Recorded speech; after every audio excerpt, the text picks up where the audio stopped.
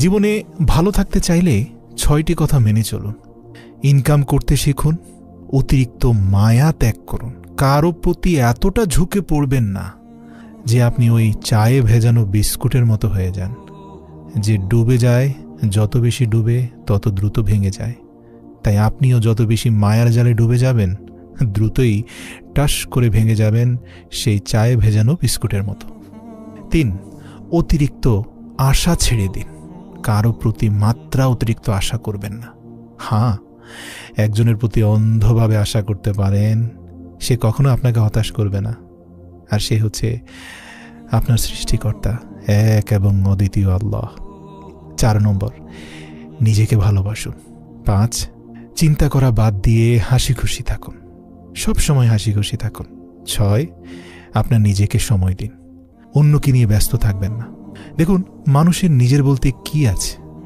জন্ম অন্যজনের দান, আপনার নামটা তাও তো অন্যজন দিয়েছে, আপনি যে শিক্ষা গ্রহণ করেছেন তাও তো অন্যজনের দান, এই যে রোজগার করেন তাও তো অন্যজনের পয়সা। আচ্ছা, শেষ একটা কথা বলি, আপনার জীবনের শেষ যাত্রা সেটাও কিন্তু অন্য কেউ নিয়ে যাবে। যদি ভুলেও কখনো এমন গর্ব অহংকার নিজের ভিতরে পেয়ে বসে যে আমি ছাড়া তো আমার পরিবার অচল, আমি ছাড়া আমার কোম্পানি অচল, আমি ছাড়া পৃথিবী অচল, তাহলে দেয়ালে টানানো ইতিহাসের পাতায় লেখা পৃথিবীর মহাপূর্বপুরুষদের ছবির দিকে তাকান। আচ্ছা বলুন তো, এই ব্যক্তিরা নাই বলে কি দুনিয়া থেমে আছে? এই পৃথিবীতে 84 লক্ষ প্রাণীর বাস, এই একমাত্র প্রাণী মানুষ যারাই রোজগার করে। মজার ব্যাপার কি, এরা রোজগার করার পরেও নাকি উপোস থাকে, কিন্তু বাকি প্রাণীরা অনাহারে মরে না। আর মানুষই একমাত্র প্রাণী যাদের পেট কখনোই ভরে না, ভরা পেটে চিতা বাঘও কারো দিকে তাকায় না। অথচ মহান আল্লাহ বলেছেন, মানুষকে এক পৃথিবী স্বর্ণ মুদ্রা দেওয়ার পরেও যদি বলা হয়, এ আদম সন্তান তোমার কি আর দরকার আছে, সে বলবে, হে প্রভু, দেওয়ার মতো আরও কয়েকটি পৃথিবীর স্বর্ণ মুদ্রা আছে কি? ভাই, যে দেশে জুতা বিক্রি হয় এসি রুমে আর বই বিক্রি হয় ফার্ম গেটের রাস্তার ফুটপাতে, সে দেশে দুর্নীতিবাজ থাকবে 5 তলায় আর গুণীজন থাকবে ফুটপাত আর গাছতলায়, এটাই তো স্বাভাবিক। 4টি বিষয়ে কখনো লজ্জা পাবেন না। 1, পুরনো পোশাক। 2, সাধারণ জীবনযাপন। 3, বৃদ্ধ বাবা মা। 4, দরিদ্র বন্ধু। একটা কথা বলি, আপনার যেখানে গুরুত্ব নেই সেখানে যাওয়া বন্ধ করে দিন, সেটা কারো বাড়ি হোক বা কারো মন। আসলে মানুষ বড়ই আজব প্রাণী, ডুবে গেলে জলকে দোষ দেয়, আর যদি হোঁচট খায় তাহলে যে পাথরে হোঁচট খেয়েছে সেই পাথরকে দোষ দেয়, কিন্তু নিজের কর্মের দোষ কখনোই দেয় না।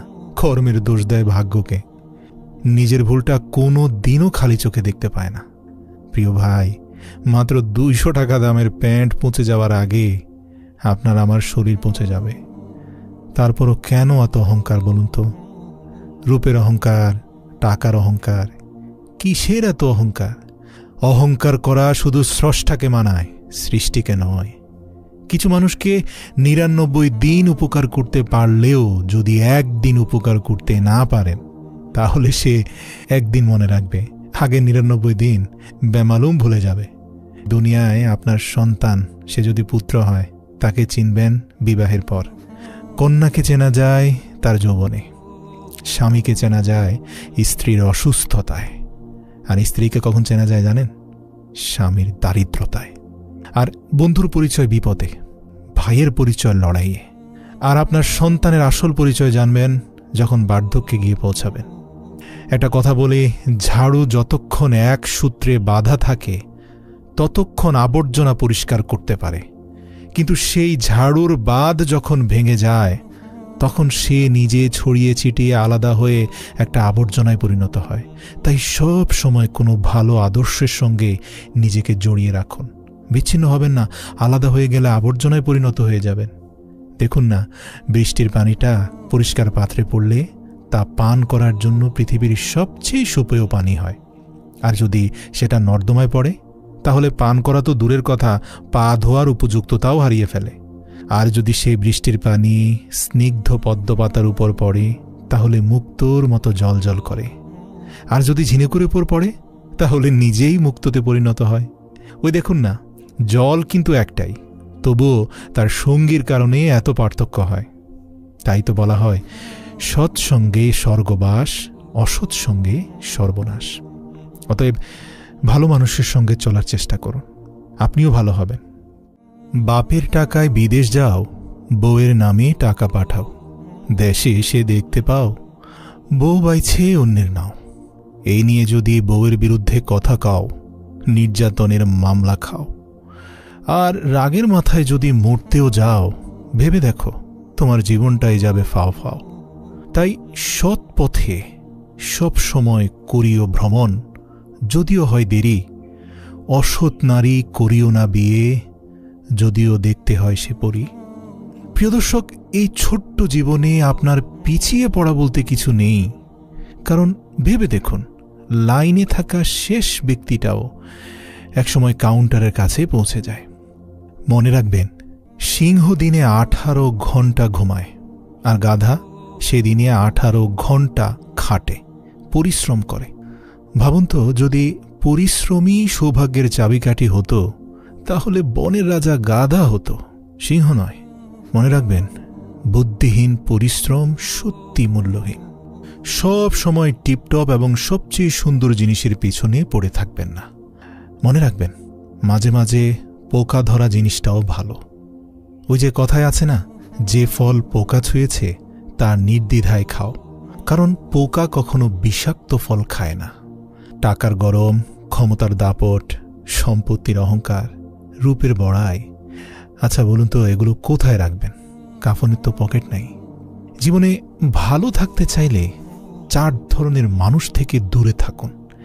1, যে আপনাকে মিথ্যা বলে, যে আপনাকে অসম্মান করে, যে আপনাকে সুযোগ পেলেই নিজের স্বার্থে ব্যবহার করে, আর যে আপনাকে সুযোগ পেলেই যার তার সামনে ছোট করে।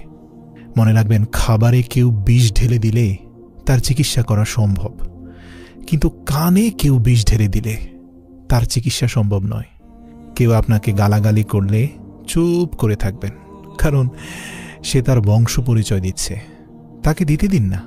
কেউ যদি আপনাকে হিংসে করে, করতে দিন। মনে রাখবেন, হিংসা তারাই করে যাদের যোগ্যতা কম। আর কথা যখন বলবেন, ধীরে বলুন, শান্তি পাবেন।